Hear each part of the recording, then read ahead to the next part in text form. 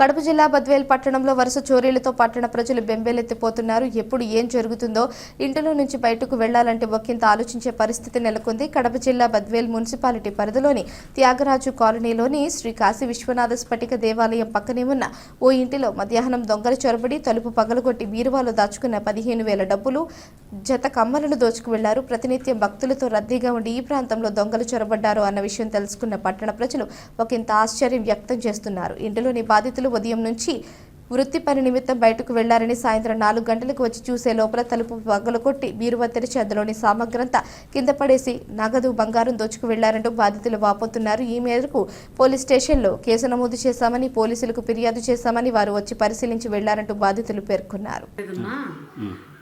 నేను ఏబిఆర్ స్కూల్లోకి పనికి పోయినా, దుర్గం రమేష్. నేను ఏబిఆర్ స్కూల్లోకి పనికి పోయినా, మా ఇంటి చెక్క పనికి పల్లెకు పోయినాడు. 9:30కు నాకు ఫోన్ చేసినాడు, నేను పల్లెకు పోతాడా అని. సరే అన్నాడు. ప్లస్ బాక్స్ కోసమని 2 గంటలకు ఇంటికి వచ్చేకల్లా ఈ బీరువా డోరు 2 పగలగొట్టి ఉన్నారు. అన్ని ఓపెన్లోనే ఉన్నాయి. మేమేం కూడా టచ్ కూడా చేయలేదు. పోలీసులు వచ్చే వరకు కూడా 12,000 లెక్క, ఒక జత కమ్మలు. బంగారమే. ఎంత ఉంటాయి అప్పట్లో? అంటే చాలా ఏళ్ళు అయింది తీసుకొని. ఇప్పుడు 20,000 30,000 అయితే అనుకుంటా.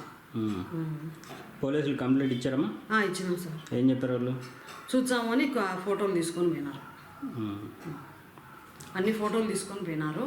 ఇక్కడ డోర్ కాడ, బీరువా దగ్గర వాళ్ళు వచ్చే వరకు మేమేం టచ్ కూడా చేయలే.